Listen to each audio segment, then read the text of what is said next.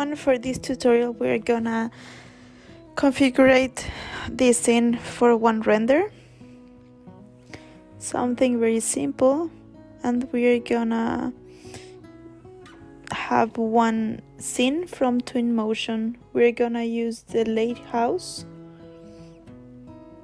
So this asks you if you want to save. We click no, we let it loading. So now we have the scene.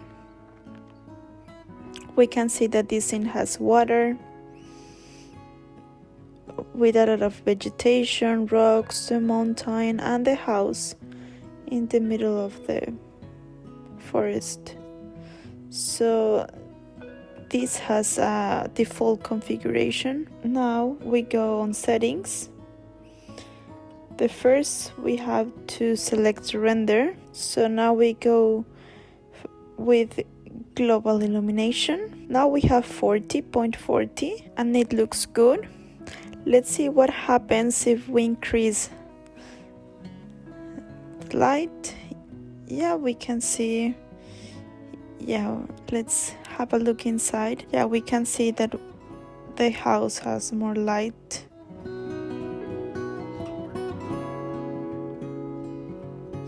We can leave it in 45. The distance between the shadows is 150, that's fine.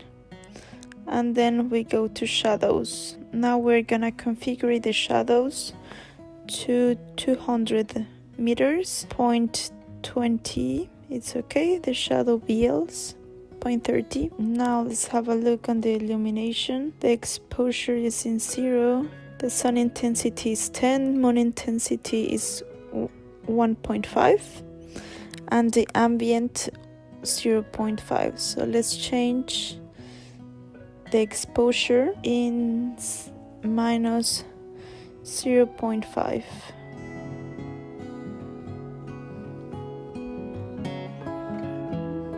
The white balance in 7200, which is a little bit colored, and the sun intensity, let's increase it just to have a different ambient.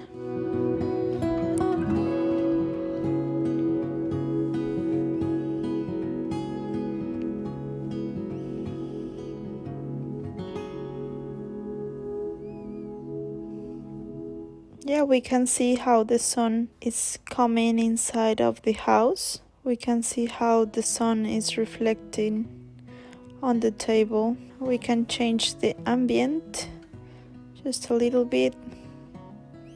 It's just the intensity. We can reduce the sun intensity in 15, should be good. Now we go to location. Here we're gonna select one city in the map.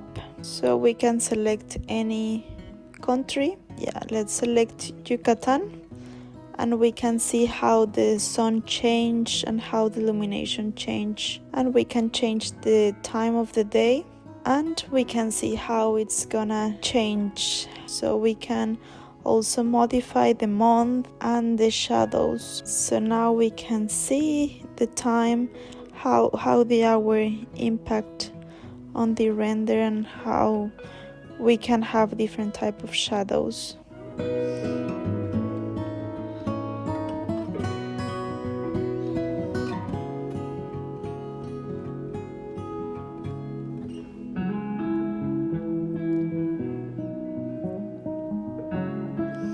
Now in background we have the mountains. We can change the background. Let's go to the weather and we can change the weather.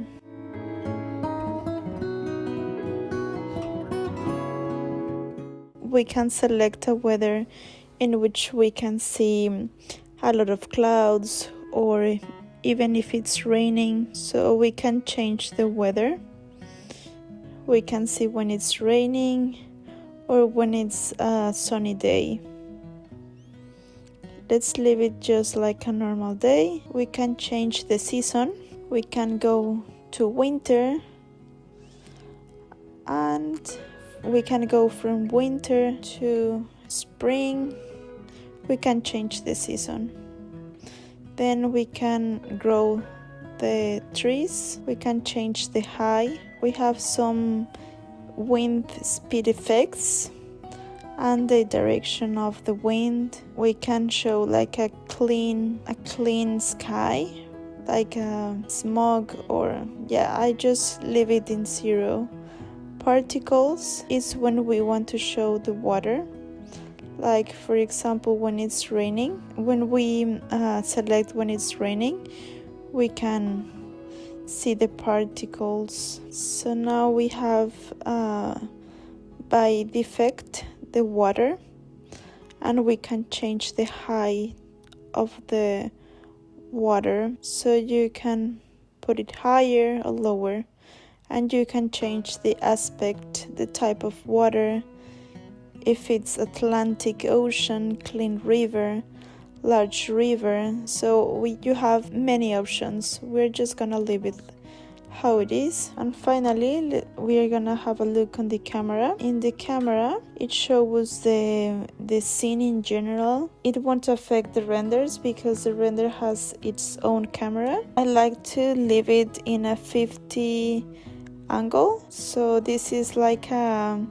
human view. The parallelism, I usually turn it off. Sometimes in the render I activate it, but for now we're gonna just leave it off. And the vignette, we can put it up or down. Now we're gonna leave it in 40. Lens flare is when you look at the sun, how much you can see the brightness of the sun. So now we can leave it in 10. Near clipping is how near you're gonna cut the scene.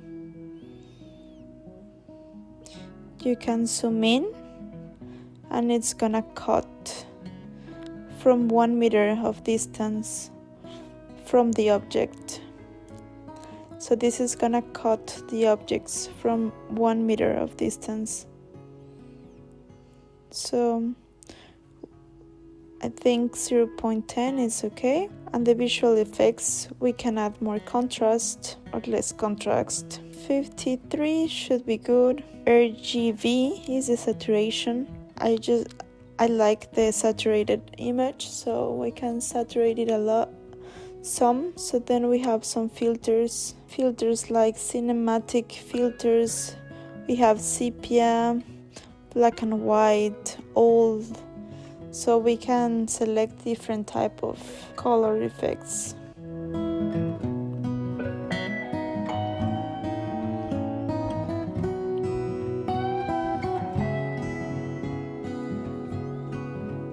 And that's it.